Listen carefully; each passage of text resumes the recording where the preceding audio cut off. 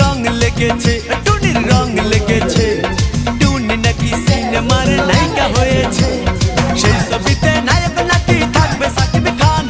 ছবিটার নাম নাকি তুমি আমার জান। টুনির জ্বালায় এবার আমার যাবে রে প্রাণ, যাবে রে প্রাণ। রং লেগেছে, মনে রং লেগেছে।